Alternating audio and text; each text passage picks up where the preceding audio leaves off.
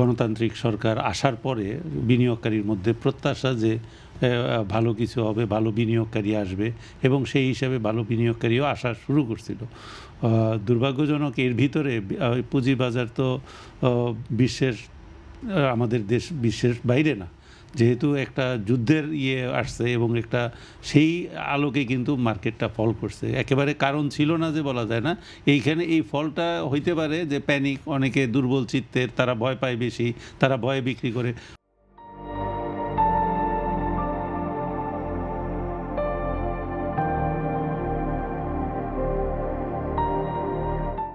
পুরা তো আর ৩ লাখ কোটি টাকা তো আর বিক্রি হয় না, হয়েছে হয়তো ১,০০০ কোটি টাকা। সুতরাং যারা বেশি ভয় পায় তারা বেশি, আবার যখন যুদ্ধটা একটু কমের দিকে যাচ্ছে বা থেমে যাচ্ছে এই আশায়, তখন আবার কিন্তু মানুষ মনে করতেছে যে যে এই মানে যুদ্ধটা থেমে গেলে তো অনেক বাড়বে, তো আমি কেন বসে আছি, তখন এই কমের মধ্যে যদি কিনতে পারি। সবাই যখন আবার কমের ভিতরে কিনতে আসে তখনই আবার ১০০ পয়েন্ট বাড়ে, এবং যখন আবার কোনো যুদ্ধের কোনো খারাপ নিউজ আসে তখন আবার কমে। এই করেই কিন্তু পুরো সপ্তাহটা পাড়ি দিছে।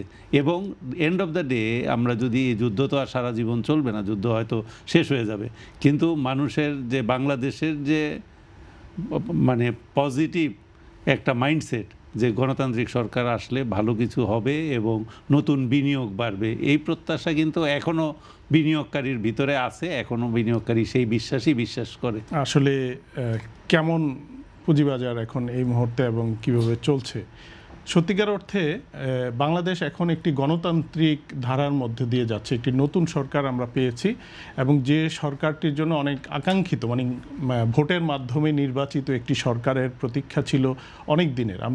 আপনারা জানেন যে ৫ই আগস্টের পরে যে অন্তর্বর্তী সরকার এসেছিল, মানুষের খুব আশা ছিল যে এই সরকার এসেই হয়তোবা একটা পজিটিভ চেঞ্জ আসবে সার্বিকভাবে।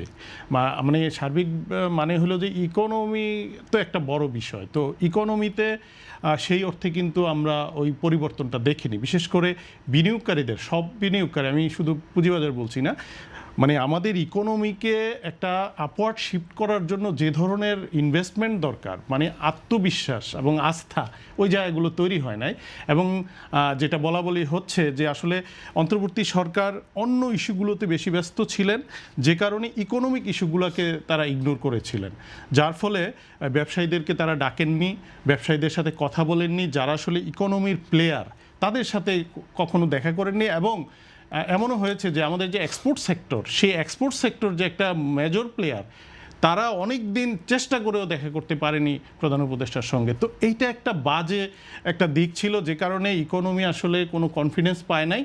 তো পুঁজিবাজার কিন্তু এর বাইরে না, মানে পুঁজিবাজার ইকোনমিরই একটা স্ট্রং জায়গা যেখানে আপনার প্রভাবটা পড়বে। আমরা তো আসলে কাল্পনিক রাজ্যে বসবাস করি না, একটা ইউটোপিয়া না যে আমরা এখানে ওইখানে ঘটবে এখানে কিছু ঘটবে না। আমরা খুবই ছোট একটা দেশ, এখানে প্রতিটা মানুষ নানানভাবে ইকোনমির বিভিন্ন সেক্টরের সঙ্গে ইনভলভ, যে পুঁজিবাজারে ইনভলভ, সে আপনার এক্সপোর্টার, সে ইম্পোর্টার, নানান ইনভলভমেন্ট আছে। এখানে দেখা যাচ্ছে যে আইনশৃঙ্খলা পরিস্থিতি খারাপ ছিল, নানান আসলে ইকুয়েশন ছিল, যার কারণে কোনো জায়গায় কনফিডেন্স ছিল না। পুঁজিবাজার তার ভিতরে একটা। তো আশা মানুষ অপেক্ষায় ছিল, বিনিয়োগকারীরা, সব স্তরের বিনিয়োগকারীরা, পুঁজিবাজার বলেন বা যে কোনো প্রাইভেট সেক্টর বলেন বা এসএমইতে বলেন বা লার্জ ইন্ডাস্ট্রিতে বলেন, সবারই আশা যে একটা নতুন সরকার আসবে এবং একটা গতি পাবে। এই মুহূর্তে আমি মনে করি যে একটা নতুন সরকার এসছে। আজকে আপনি জানেন সংসদ বসেছে এবং সংসদ অধিবেশন চলছে, এই মুহূর্তে বিরতি আছে, স্পিকার মনোনয়ন দেওয়া হয়েছে, ডেপুটি স্পিকার মনোনয়ন দেওয়া হয়েছে। মানুষের মধ্যে এক ধরনের আস্থা এবং মানে হোপ দেখা যাচ্ছে যে একটা ভালো কিছু হবে। সবাই সংসদে গিয়েছেন। একটা বিষয় কি, ধরেন নতুন সরকার আসার পরে আস্থা ফিরছে, কিন্তু আবার নতুন করে আমরা কি দেখছি যে মধ্যপ্রাচ্যের যুদ্ধ। এখন এই যুদ্ধের বাইরেও কিন্তু আমরা না, শাকিল ভাই যেটা বলছিলেন যে আমরা তো আর বাইরে না, পৃথিবী আমরা এখন খুবই কাছাকাছি। মানে টেকনোলজি এবং ইনফরমেশন আমাদেরকে মুহূর্তেই কিন্তু প্রভাবিত করছে। এবং ইরান যুদ্ধে, ইসরায়েল এবং মার্কিন যে হামলার আগ্রাসনের শিকার হচ্ছে ইরান যুদ্ধে কিন্তু মধ্যপ্রাচ্যের অনেকগুলো দেশ সরাসরি আক্রান্ত, এবং এই প্রভাব কিন্তু আমরাও পড়েছি কিভাবে? আপনার কাতার, সৌদি আরব, কুয়েত, লেবানন, আরব আমিরাত এইসব দেশগুলোতে হামলা হচ্ছে এবং তাদের রিসোর্সের উপর হামলা হচ্ছে। আপনার তেল, গ্যাস যেইগুলোতে হামলা করা হচ্ছে এইটা আমরা সরাসরি ভুক্তভোগী। পাশাপাশি আমাদের যারা প্রবাসী আছেন, যারা রেমিটেন্স পাঠান, মেজর রেমিটেন্স কিন্তু এই দেশগুলো থেকে আসে।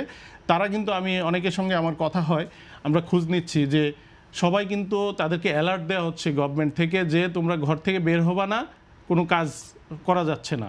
তার মানে ওরা নিজেরা খাবার দাবার পাওয়াও কষ্ট হয়ে যাচ্ছে এখন, যে যা ইনকাম করবে তা দিয়ে খাইতে হবে, আবার কিছু দেশে পাঠাতে হবে, সব কিছু কিন্তু অচলের মধ্যেই যাচ্ছে।